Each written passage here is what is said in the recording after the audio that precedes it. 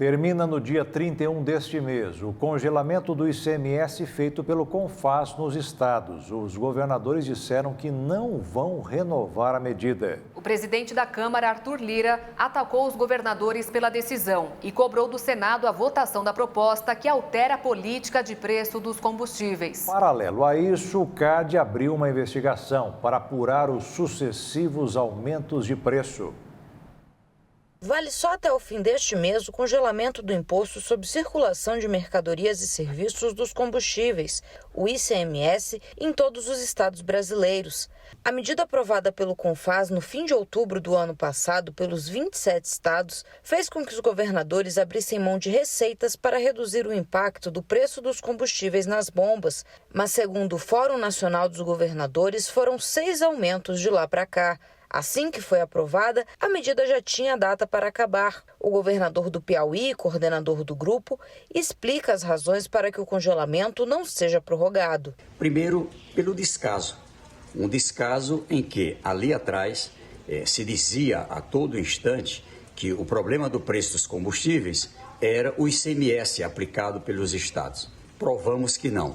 Segundo lugar, havia ali uma proposta, teve uma reunião com o ministro Paulo Guedes, com o presidente do Senado, Rodrigo Pacheco, o senador Roberto Rocha, que é o relator da reforma tributária, a presença dos estados ali representada pelo Concefaz, e ali o objetivo dessa trégua era chegar a um entendimento para aprovação da reforma tributária. Isso também não aconteceu. Por outro lado, a Petrobras seguiu dando reajustes e mais reajustes no combustível. Então, se o objetivo era encontrar uma solução e se as portas foram fechadas, é claro, o Fórum dos Governadores reagiu, dizendo, se não é possível ter um entendimento, por que então que estamos abrindo mão de receitas para ações para o nosso povo? Pelas redes sociais, o presidente da Câmara, deputado Arthur Lira, atacou.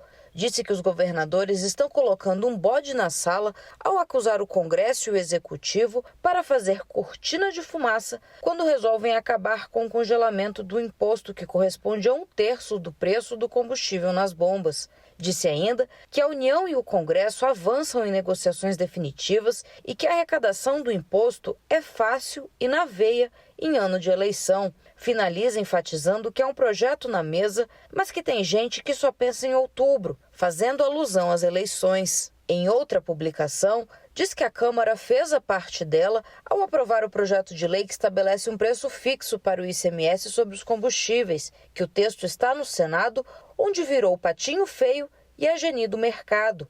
Conclui dizendo que cobranças devem ser enviadas àquela casa. O senador Jean Paul Prats retrucou.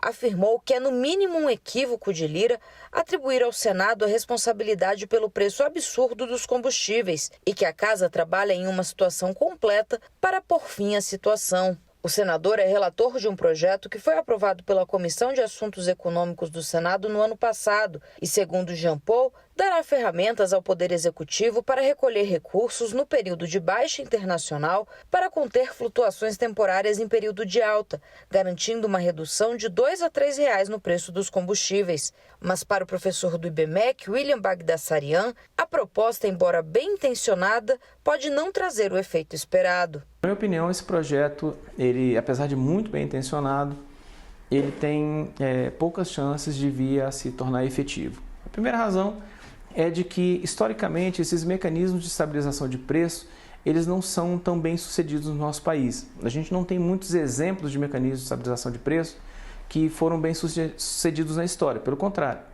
a gente tem vários eventos de estabilização de preço que geraram mais desequilíbrio ainda no médio prazo. A segunda razão é que, apesar de também bem intencionado, o projeto não foi baseado em um estudo formal feito por especialistas no tema, demonstrando os mecanismos de monitoramento, os mecanismos de avaliação, os custos da política, o custo-benefício dessa política, enfim. Então, acaba sendo uma atitude bem intencionada do parlamento, mas com uma possibilidade muito pequena de viabilidade econômico-financeira.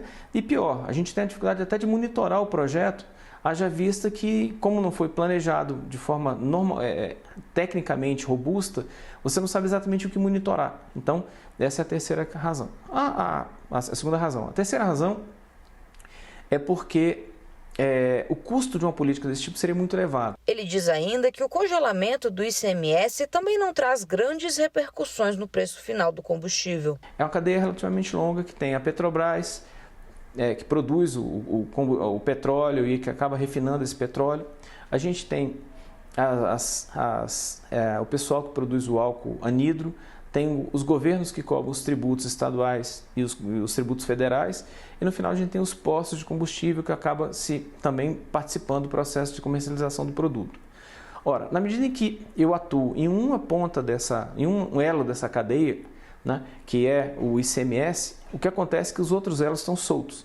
Então o que acontece é o seguinte: se eu, consumidor, aceito pagar um preço mais alto pelo combustível, o posto de gasolina não vai reduzir o preço na bomba porque o governo reduziu o ICMS. Pelo contrário, ele vai se apropriar de um pedaço dessa margem, vai aumentar a sua margem exatamente em cima da arrecadação tributária que deixou de ocorrer pelo ICMS. Segundo o governador do Piauí e coordenador do Fórum Nacional dos Governadores, o grupo aponta a reforma tributária como saída definitiva para a questão da alta dos preços dos combustíveis e apoia a volta do CID, Contribuição de Intervenção de Domínio Econômico, como forma de equalizar os preços. Lá atrás nós tínhamos a CID, a contribuição sobre o próprio combustível, formava um fundo e esse fundo fazia a equalização dos preços, tanto de combustíveis como do gás. Acabou-se demagogicamente ali naquela época da greve dos caminhoneiros, dizendo que com isso ia baratear combustíveis. E aí os combustíveis seguiram subindo.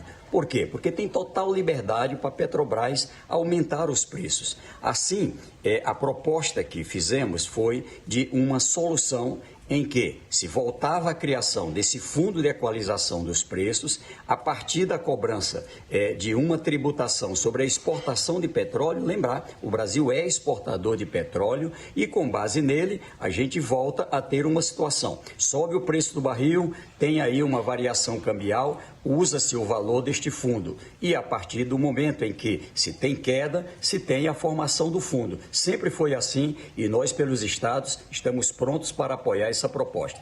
Paralelo à discussão sobre como equilibrar ou reduzir o preço dos combustíveis, o CAD, Conselho de Administração Econômica, abriu um inquérito para investigar possível abuso de posição dominante da Petrobras no mercado de combustíveis.